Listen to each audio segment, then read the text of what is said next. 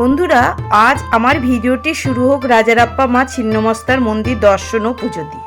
নমস্কার বন্ধুরা, ভ্রমণ সাথে মিতা চ্যানেলের আমি মিতা, আমার চ্যানেলে আপনাদের আরও একবার স্বাগত। স্কিপ না করে পুরো ভিডিও দেখার অনুরোধ রইল, সাথে সাথে ভালো লাগার মুহূর্তগুলো আপনারা উপভোগ করুন। এই রাজারাপ্পা মন্দিরটি অত্যন্ত জাগ্রত ও সুপরিচিত সিদ্ধপীঠ। এটি ঝাড়খণ্ডের রামগড় জেলার দামোদর ও ভৈরবী নদীর সঙ্গমস্থলে অবস্থিত। ৬০০০ বছরের পুরনো এই মন্দিরটি কামাখ্যার পরে অন্যতম প্রধান শক্তিপীঠ হিসাবে গণ্য হয়। ঝাড়খণ্ডের রাজধানী রাঁচি থেকে ৮০ কিলোমিটার রামগড় জেলায় অবস্থিত।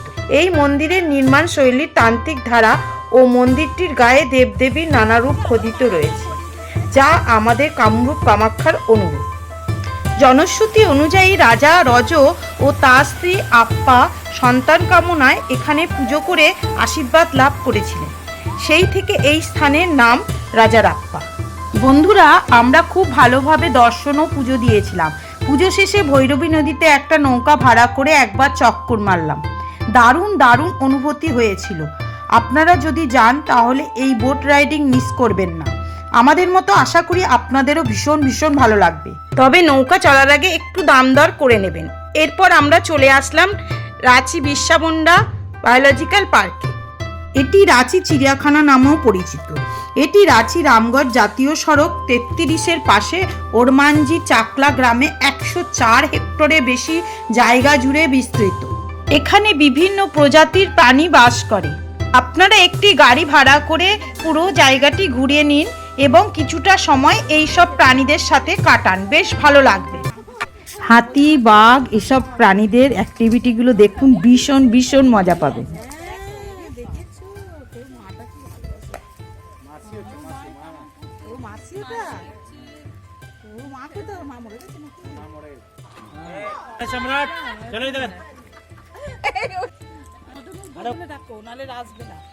মদন আয় এদিকে আসবে। আয় আয় মাহাউতের নাম মদন।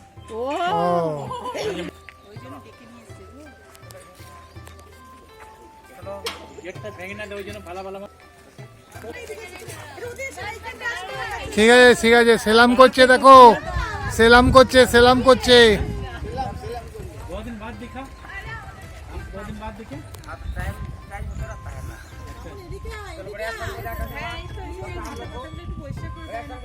নিজে মনে করে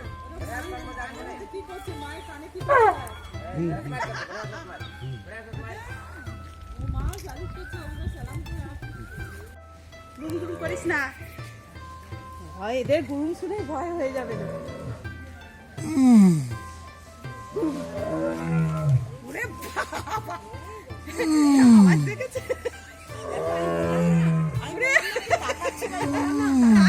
ডাকছে গো, দেখছো এখন আমাকে কিন্তু খুব হেলদি। হ্যাঁ, চোখগুলো এরকম জল জল করে তাকিয়েছিল। বলে না বন্যেরা বনে সুন্দর, একদম সত্যি কথা। আয় আয় আয় আয়, শুধু শিয়ারা থাকে বড় বড়।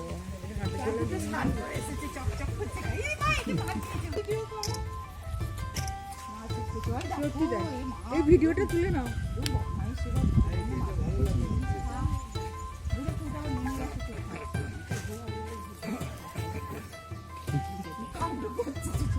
খেলছে অ্যাকচুয়ালি। এই তুলেছ?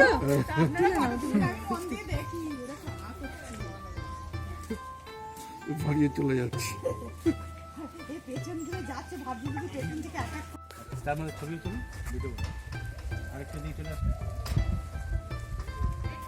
ভিডিও না।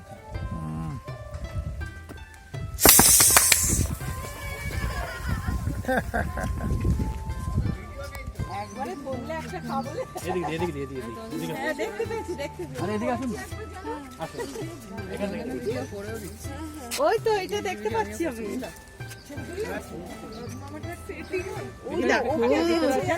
এরা জড়ুয়া টাইপের হয়তো, এ যেরকম যাচ্ছে ও সেরকম যাচ্ছে। আমাদের দিকে তাকাচ্ছে না, বলো তাকালে হবে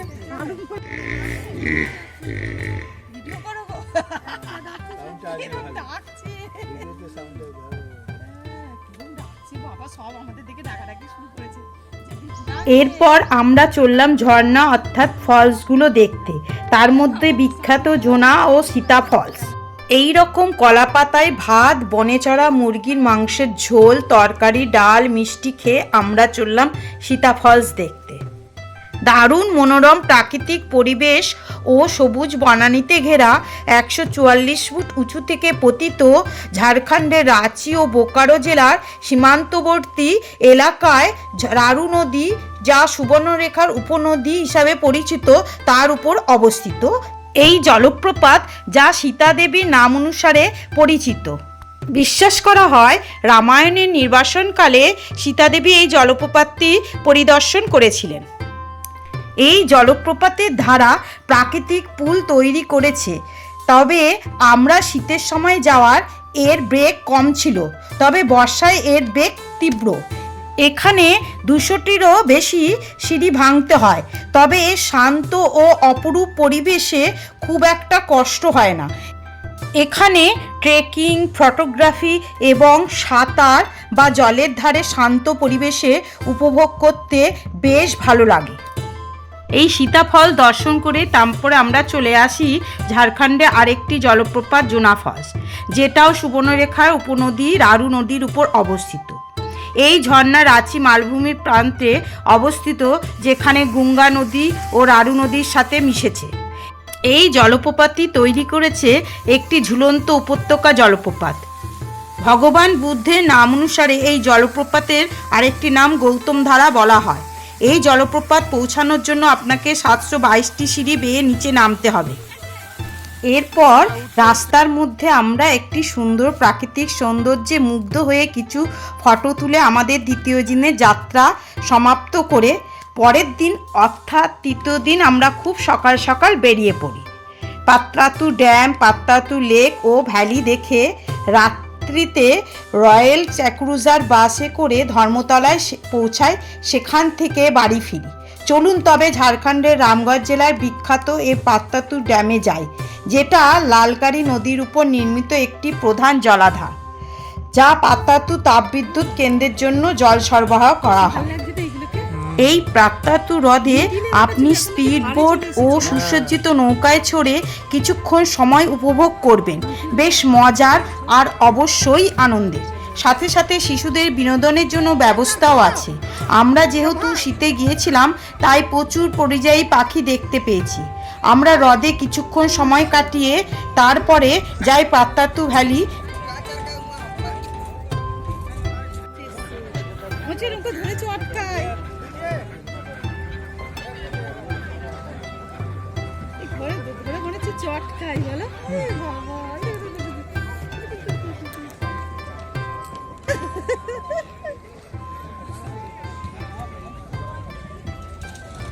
পাত্রাতু ভ্যালি থেকে রামগড়ের সমভূমির দিকে শোলপিল রাস্তাটি বেশ মনোরম, যেন ক্যানভাসে আঁকা ছবির মতো।